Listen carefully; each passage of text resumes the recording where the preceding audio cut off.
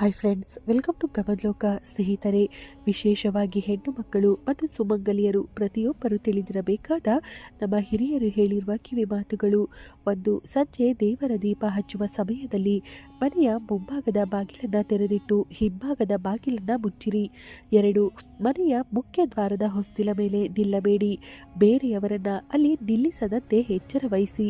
3, ದೀಪ ಬೆಳಗಿಸಿದ ನಂತರ ಮನೆಯಲ್ಲಿ ಕಸ ಗುಡಿಸಬೇಡಿ. ರಾತ್ರಿ ಮಲಗುವ ಮುಂಚೆ ಕಸವನ್ನ ಹೊರಗೆ ಹಾಕಬೇಡಿ. ಒಂದು ಕಡೆ ಗುಡ್ಡೆ ಮಾಡಿ ಶೇಖರಿಸಿಟ್ಟು ಬೆಳಗಿನ ಜಾವ ಸೂರ್ಯೋದಯದ ನಂತರ ಹೊರಗೆ ಹಾಕಿ. 4, ಪೊರಕೆಯ ತುದಿಯ ಭಾಗವನ್ನ ಮೇಲೆ ಮಾಡಿ ನಿಲ್ಲಿಸಬೇಡಿ. ಅದು ಸ್ಮಶಾನದ ಸೂಚಕವಾಗಿದೆ. ಹಾಗೆ ಇಡೋದು ಸತ್ತವರ ಮನೆಯಲ್ಲಿ ಮಾತ್ರ. 5, ಮೊರ ಪರಕೆಗಳನ್ನ ಕಾಲುಗಳಿಂದ ಒದೆಯಬೇಡಿ ಅಥವಾ ತುಳಿಯಬೇಡಿ. ಅಕಸ್ಮಾತ್ ಕಾಲು ತಾಗಿದ್ರೆ ಪೊರಕೆಗೆ ನಮಸ್ಕರಿಸಿ. 6, ಚಪ್ಪಲಿಗಳನ್ನು ಮುಖ್ಯ ದ್ವಾರದ ಎದುರಿಗೆ ಅಕ್ಕಪಕ್ಕ ಇಡಬೇಡಿ, ಸ್ವಲ್ಪ ದೂರದಲ್ಲಿ ಇಟ್ಟರೆ ಒಳ್ಳೆಯದು. 7, ರಂಗೋಲಿ ಹಾಕದೆ ಬಾಗಿಲ ಮುಂಭಾಗವನ್ನು ಸಾರಿಸಿ ಇಡೋದು ಒಳ್ಳೆಯದಲ್ಲ. ಯಾವುದಾದರೂ ಸರಿ, ಒಂದು ಪುಟ್ಟ ರಂಗೋಲಿಯನ್ನಾದರೂ ಹಾಕಿ. 8, ಮನೆಯ ಗೋಡೆಗಳ ಮೇಲೆ, ದೇವರ ಮನೆ ಮುಂತಾದ ಸ್ಥಳಗಳಲ್ಲಿ ಶಾಹಿ ಅಥವಾ ಕರಿ ಬಣ್ಣದಿಂದ ವಿಕಾರದ ಆಕೃತಿಗಳನ್ನು ಬರಿಬೇಡಿ. 9, ನಡೆಯುವಾಗ ಪಾದವನ್ನ ನೆಲಕ್ಕೆ ಸವರಿಕೊಂಡು ಓಡಾಡಬೇಡಿ. ಕಾಲನ್ನ ಎತ್ತು ಇಟ್ಟು ನಡೆಯಿರಿ, ಶಬ್ದ ಕಡಿಮೆ ಇರಲಿ. 10, ಹೆಣ್ಣು ಮಕ್ಕಳು ಕಾಲಿಗೆ ಕಾಲ್ಗೆಜ್ಜೆ ಧರಿಸೋದು ಒಳ್ಳೆಯದು. 11, ಮಂಗಳವಾರ ಮತ್ತು ಶುಕ್ರವಾರ ಯಾರನ್ನು ಅವಾಚ್ಯ ಶಬ್ದಗಳಿಂದ ಬೈಬೇಡಿ. ವಿಶೇಷವಾಗಿ ಹೆಣ್ಣು ಮಕ್ಕಳನ್ನ ಆ ದಿನಗಳಲ್ಲಿ ಬೈಯಲಾಗದು, ಅವರ ಮನಸ್ಸನ್ನ ನೋಯಿಸಬಾರದು. 12, ಹರಿದು ಹೋದ ಬಟ್ಟೆಗಳನ್ನ ಯಾವ ಕಾರಣಕ್ಕೂ ಧರಿಸಬೇಡಿ. ಧರಿಸಿದರೆ ಮಾಟ ಮಂತ್ರ ದೃಷ್ಟಿಗಳ ಪ್ರಭಾವ ಬೇಗ ಬೀಳುತ್ತದೆ. 13, ಉಗುರುಗಳನ್ನು ವಿಪರೀತ ಬೆಳೆಸಬೇಡಿ, ಅದು ದಾರಿದ್ರ್ಯದ ಸಂಕೇತ. 14, ಉಗುರುಗಳನ್ನು ಸಂಜೆ ರಾತ್ರಿ ಕತ್ತರಿಸಬೇಡಿ. ಶುಕ್ರವಾರ, ಮಂಗಳವಾರ, ಶನಿವಾರ ಕತ್ತರಿಸಬಾರದು. ಕತ್ತರಿಸಿದ ಉಗುರುಗಳನ್ನು ಮನೆಯಲ್ಲಿ ಎಲ್ಲೆಂದೆಡೆ ಎಸೆಯಬಾರದು. 15, ಹಾಲು ಚೆಲ್ಲಿದ್ರೆ ತುಳಿದುಕೊಂಡು ಓಡಾಡಬೇಡಿ, ವಸ್ತ್ರದಿಂದ ಕೈಗಳಿಂದ ಸ್ವಚ್ಛಗೊಳಿಸಿ. 16, ಮನೆಯಲ್ಲಿ ಹೆಣ್ಣು ಮಕ್ಕಳು ಕೆದರಿದ ಕೂದಲು ಬಿಟ್ಕೊಂಡು ಓಡಾಡಬಾರದು.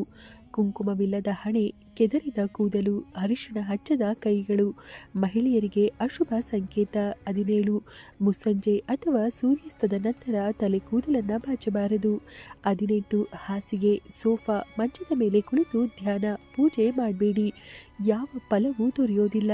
19, ಸೂರ್ಯೋದಯಕ್ಕೆ ಮುಂಚಿತವಾಗಿಯೇ ಹಾಸಿಗೆಯಿಂದ ಎದ್ದೇಳುವ ಅಭ್ಯಾಸ ಮಾಡಿಕೊಳ್ಳಿ.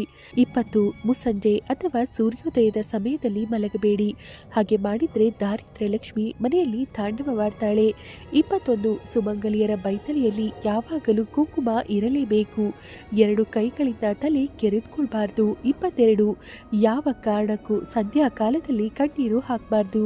23, ಮನೆಗೆ ಬಂದ ಹೆಂಗಸರಿಗೆ ತಪ್ಪದೆ ಅರಿಶಿಣ, ಕುಂಕುಮ, ಹೂವು ಕೊಟ್ಟು ಕಳುಹಿಸಿ. 24, ಗರ್ಭಿಣಿ ಸ್ತ್ರೀಯರು ತೆಂಗಿನಕಾಯಿ, ಕುಂಬಳಕಾಯಿಯನ್ನ ಹೊಡೆಯಬಾರದು, ಅಂತಹ ಜಾಗದಲ್ಲಿ ಕೂಡ ನಿಲ್ಲಬಾರದು.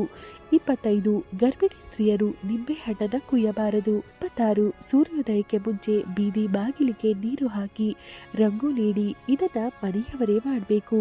27, ಲಕ್ಷ್ಮಿ ಒಳಗೆ ಬರುವ ಶುಭ ಸೂಚನೆ, ಕೈಯಲ್ಲಿ ಉಪ್ಪು ಪಲ್ಯ ಬಡಿಸಬಾರದು. 28, ಮನೆಯಲ್ಲಿ ಏನಾದರೂ ಇಲ್ದಿದ್ರೆ ತುಂಬಿದೆ ಎಂದು ಹೇಳಿ ಯಾವಾಗಲೂ ಇಲ್ಲ ಎಂದು ಹೇಳಬಾರ್ದು. 29, ದಿಬ್ಬಿನ ಮೇಲೆ ಕುಳಿತುಕೊಳ್ಳಬಾರದು. 30, ಮನೆಯಿಂದ ಹೊರಗೆ ಹೋಗುವಾಗ ಹೋಗಿ ಬರ್ತೇನೆ ಎಂದು ಹೇಳಿ.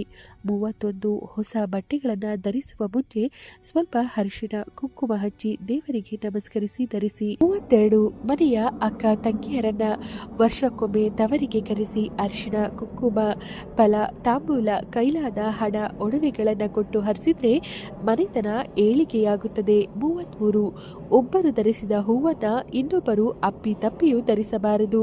34, ಕಪ್ಪು ಬಣ್ಣದ ಬಟ್ಟೆಗಳನ್ನು ಸಾಧ್ಯವಾದಷ್ಟು ಧರಿಸಬೇಡಿ. 35, ಉಪ್ಪು ಹುಣಸೆ ಹಣ್ಣನ್ನ ಕೈಗೆ ಕೊಡಬಾರದು, ಕೆಳಗೆ ಇಡಿ, ಅವರೇ ತೆಗೆದುಕೊಳ್ಳಲಿ. 36, ಪ್ರತಿದಿನ ಊಟಕ್ಕೂ ಮುಂಚೆ ಕಾಗೆಗೆ ಅನ್ನ ಇಡಿ, ಹಸುವಿಗೆ, ನಾಯಿ, ಬೆಕ್ಕಿಗೆ ಊಟದ ಮುಂಚೆ ಮತ್ತು ನಂತರ ಆಹಾರ ನೀಡಿ.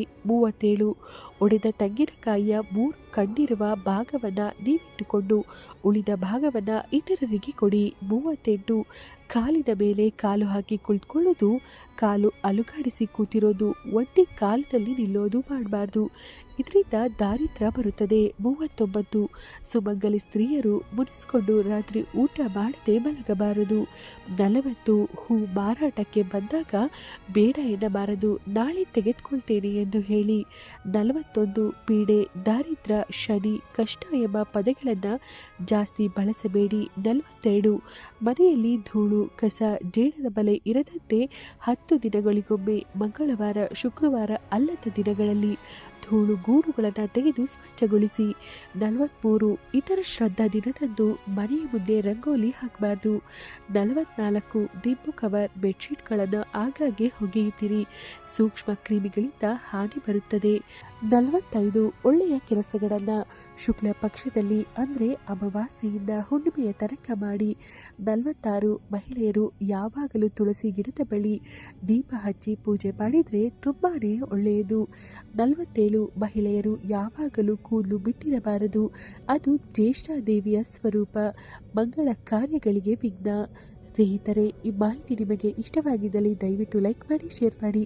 ಹಾಗೆ ಫ್ರೆಂಡ್ಸ್, ಯಾರೆಲ್ಲ ಇನ್ನು ನಮ್ಮ ಚಾನಲನ್ನು ಸಬ್ಸ್ಕ್ರೈಬ್ ಮಾಡಿಲ್ಲ ಅಂದರೆ ದಯಮಾಡಿ ಸಬ್ಸ್ಕ್ರೈಬ್ ಮಾಡಿ. ಧನ್ಯವಾದಗಳು.